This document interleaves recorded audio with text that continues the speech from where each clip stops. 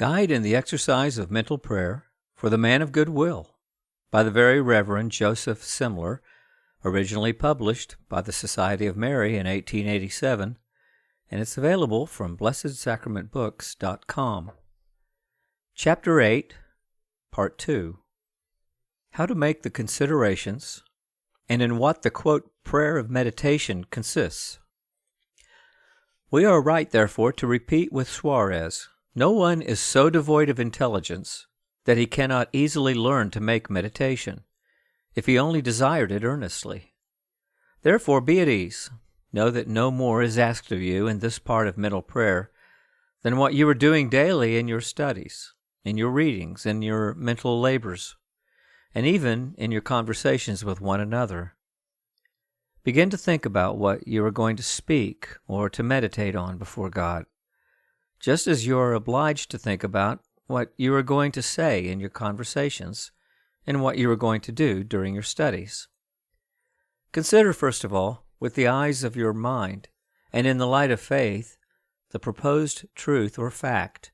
Endeavor to grasp its bearing, to be penetrated with it by reflecting on the meaning of the words which express the subject. Distinguish this truth from every other truth. Try to sound its depths, to seize its import, to imprint it on your memory. And above all, make frequent acts saying, Credo, I believe it is so. You can already catch a glimpse of what is beautiful, good, useful, and practical in this truth.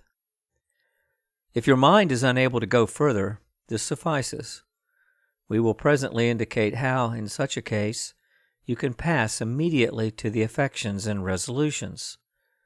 Ordinarily, however, you will feel yourself able to push on further and to multiply the considerations on this same point. By reflecting, by consulting your memory, by establishing comparisons and deducing consequences, you will see the subject in a more brilliant light. According to circumstances, you will grasp its full reality, its extent, sublimity, excellence, beauty, advantages, necessity, diverse applications, and above all, its immediate and personal application. Study this truth in the life of our Lord, who is the model of all sanctity, in the life of the most blessed Virgin and the saints, who are the most faithful copies of this divine model. Then address the following questions to yourself.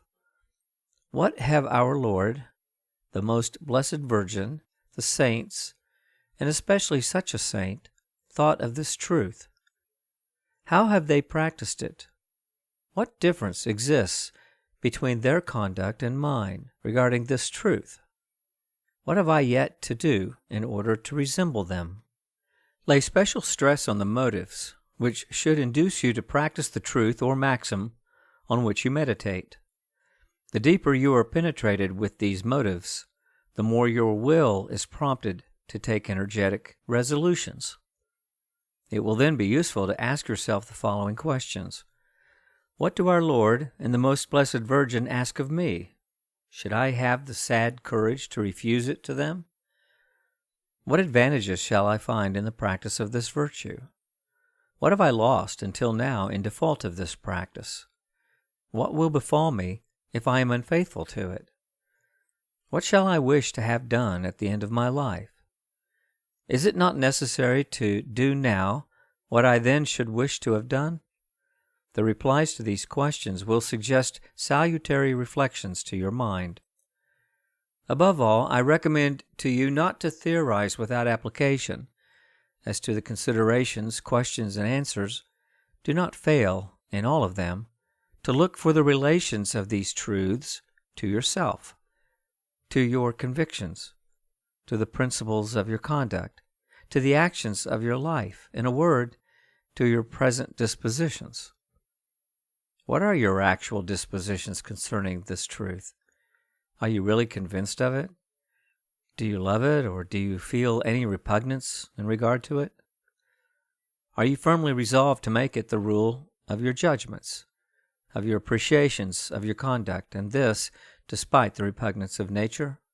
Transport yourself into the past in order to better observe the opposition in your conduct to the teachings of faith and even of reason itself.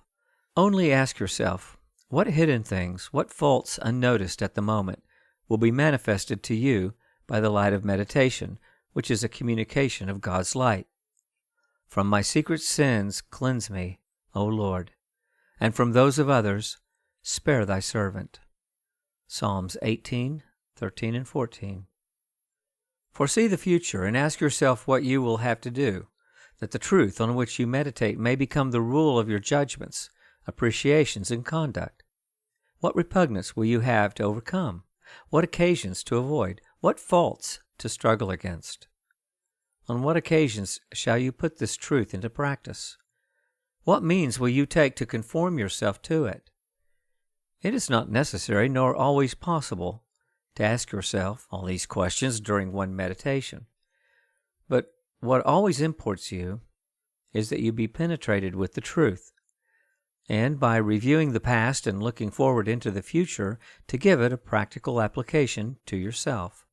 How easy and salutary it is for you to acquire a knowledge of yourself in meditation when you are alone in the sight of God and in the presence of the prescriptions of His holy will, as you shall stand alone before His judgment seat. Thus, true meditation is closely connected with the examination of conscience, be it general or particular. To conclude, make meditation to acquire a better knowledge of yourself and to become such as God wishes you to be. This work is accomplished by frequent reviews on yourself, by incessant comparisons of what you are with what you ought to be. It likewise finds its place in the other parts, i.e., in the affections and resolutions, for it is one of the most useful occupations during meditation. There exist, besides, rules simple enough which facilitate this work and assist you in finding the developments of which you are in quest. Put into practice yourself the counsels which you would give to your scholars for a composition, an elementary study, a description, a letter, or a short dissertation. The method and ways of proceeding which you would teach them as proper to lead their minds towards discovering in the principal idea other secondary ideas naturally connected with it. The sources which you would point out to them whence they might, ever and anon, draw collections containing developments for any subject whatever, questions which might be given on any subject, fact, or truth, with answers most appropriate to these questions.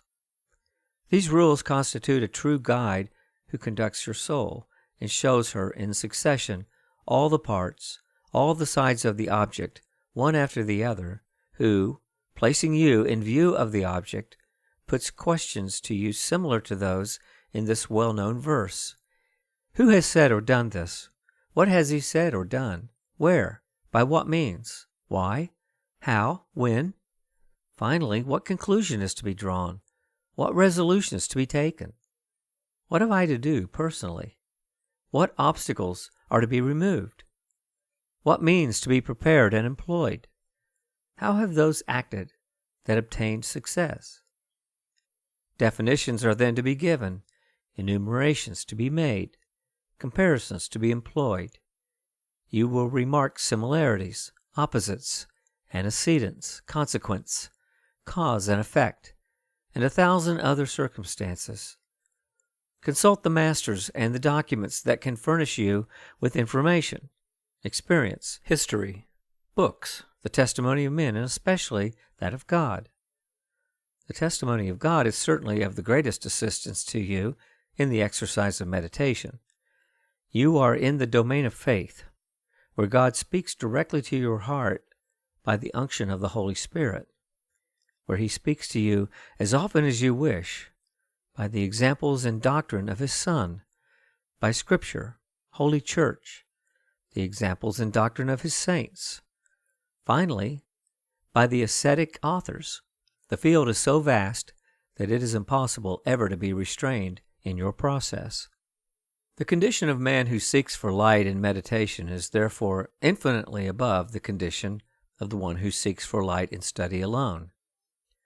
To be in the presence of the Divine Master, to possess the facility of consulting Him, of interrogating him at any moment in order to ascertain his thoughts upon everything, is, after the beatific vision of the angels, the best condition for seeing, judging, and esteeming everything according to truth.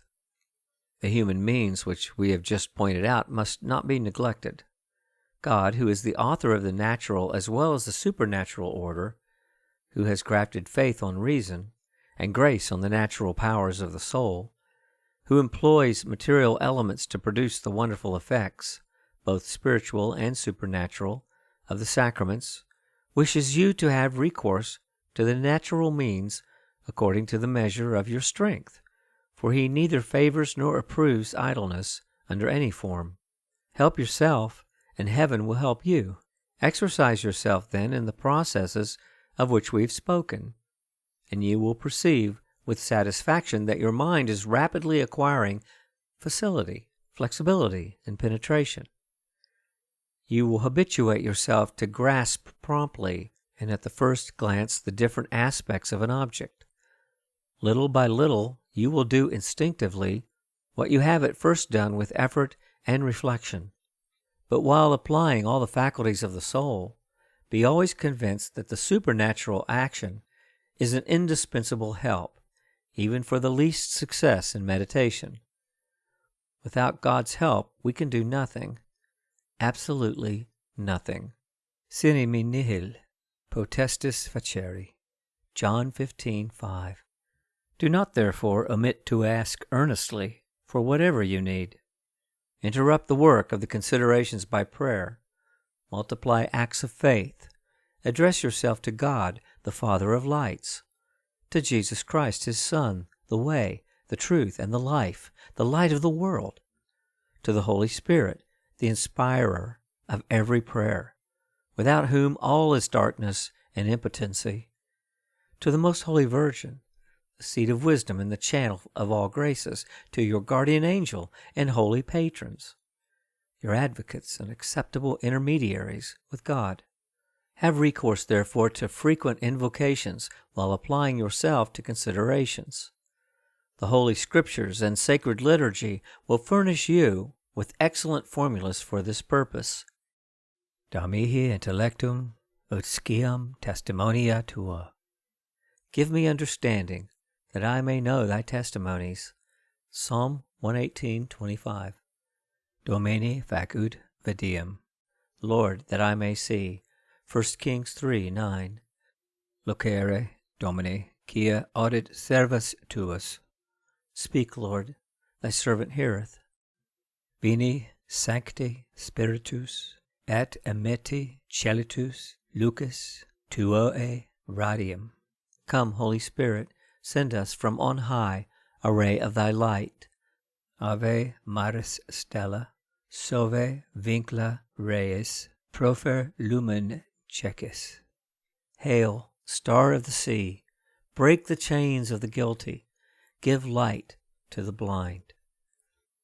We must be thoroughly convinced that it is God who gives intelligence and operates all in all. He has shown it in a striking manner in the apostles and first disciples. He opened their understanding that they might understand. Luke 24:45. He still shows it each day in simple and humble souls, who frequently succeed in making considerations sufficient to produce pious affections, and lead them finally to efficacious resolutions. It still remains to warn you against certain dangers. One obstacle, of which many do not think, is to study instead of meditating and praying, as if we had afterwards to explain and preach these truths to others. This is rather a dissipation through work than a recollection of the soul in prayer. Doubtless, we must meditate on our instructions, but it would be imprudent to make a study of meditation. Suarez says, quote, although meditation be the investigation of a hidden truth, still its immediate end is not to make us acquainted with new truths of which we have still been ignorant, for its results should be not so much to make us advance in science as to make us progress in the love and devotedness of charity. Avoid also being too eager for grand thoughts and sublime ideas. You would run the risk of passing your time in distractions, of meeting with nothing but dryness, and of gathering deceptions. In meditation, it is out of the question to have curious and nice thoughts. The main thing is to penetrate yourself with the truth in proportion as it is manifested to you in a broader daylight. Take courage, then, and have confidence. Begin today to make your meditation according to the teachings of your guide. Be faithful to its recommendations, and you will never be stopped nor even embarrassed in that part of meditation which we call considerations or prayer of meditation. Here ends the reading of Chapter 8. Thanks be to God.